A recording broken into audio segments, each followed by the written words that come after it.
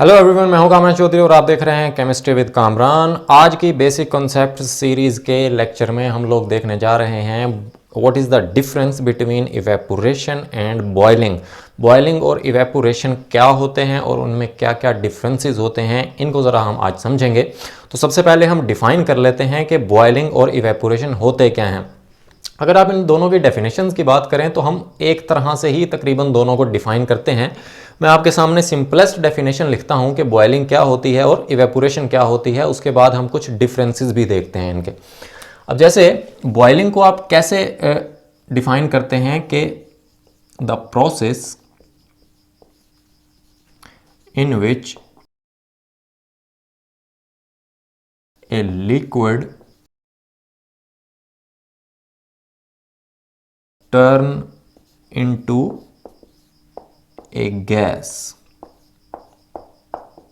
सो इस तरह से आप डिफाइन करते हैं बॉइलिंग को कि ऐसा प्रोसेस जिसमें कोई भी लिक्विड गैस में कन्वर्ट हो जाता है, गैस में तब्दील हो जाता है, तो इस प्रोसेस को आप क्या बोलते हैं? बॉइलिंग बोलते हैं।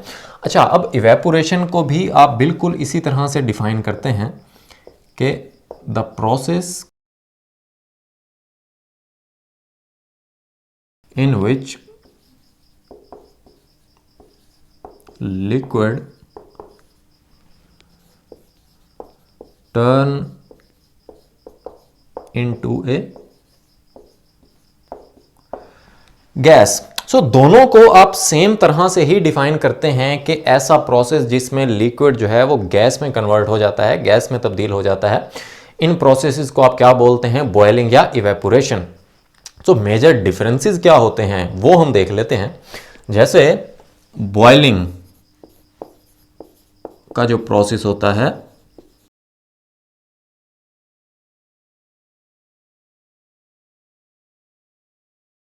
वो फिक्स टेम्परेचर पे अक्कर होता है,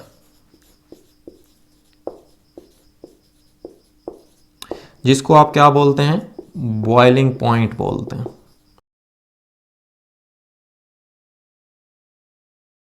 ठीक हो गया। जबकि जो इवेपोरेशन होता है, इवेपोरेशन का जो प्रोसेस होता है वो अक्कर होता है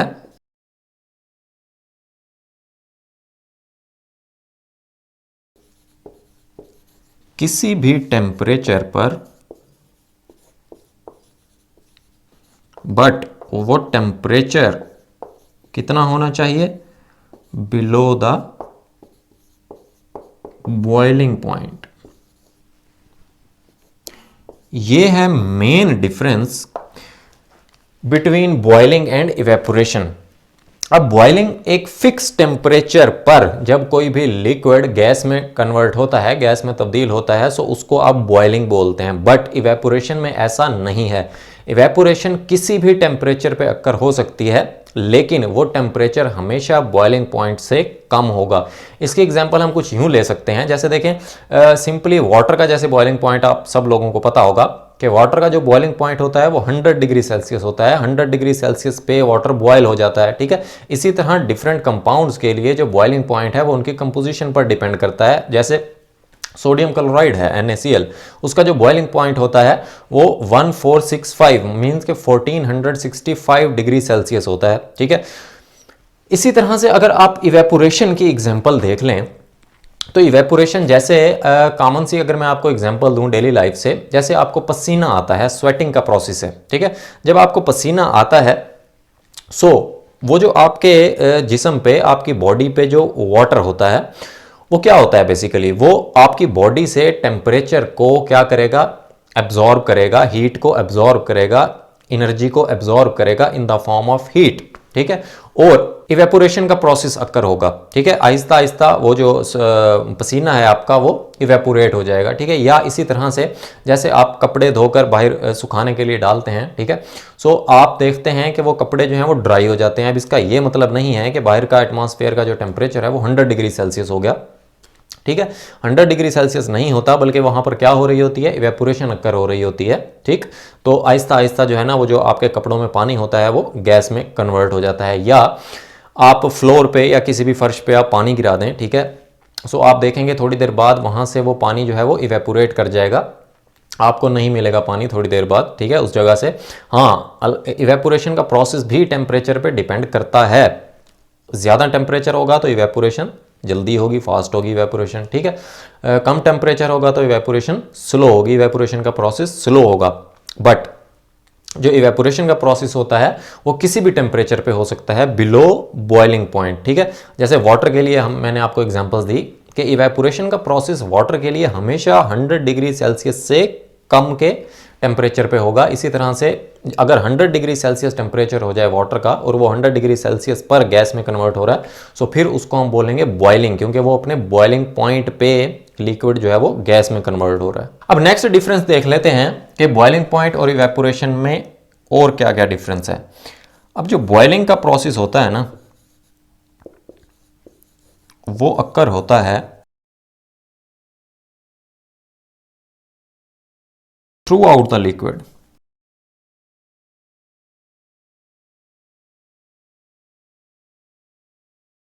मीन्स कि जब किसी भी लिक्विड का टेम्परेचर उसके बॉइलिंग पॉइंट के इक्वल हो जाए, देन जो बॉइलिंग है वो थ्रू आउट पूरे के पूरे लिक्विड, जितना भी आपके पास लिक्विड है, ठीक है, उस पूरे के पूरे लिक्विड में थ्रू आउट बॉइलिंग का प्रोसेस अक्कर हो रहा होता है। जबकि इवेपोरेशन में क्या होता है, evaporation only occur at the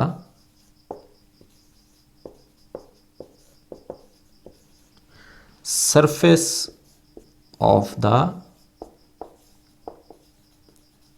liquid। Evaporation जो है वो सिर्फ और सिर्फ लिक्विड की सरफेस पे अक्कर होती है। इसका क्या मतलब है? इसका ये मतलब है कि देखें, कोई भी आपके पास लिक्विड है, जो सरफेस पे ऊपर ऊपर के जो मॉलिक्यूल्स होंगे वो सबसे पहले एटमॉस्फेयर से एनर्जी गेन करेंगे in the form of heat.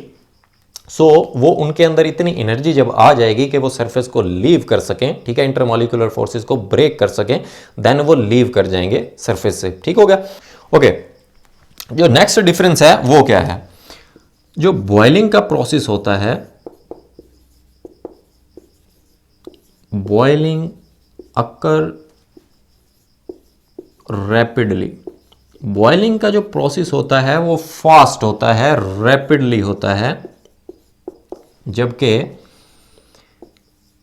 Evaporation का जो प्रोसेस होता है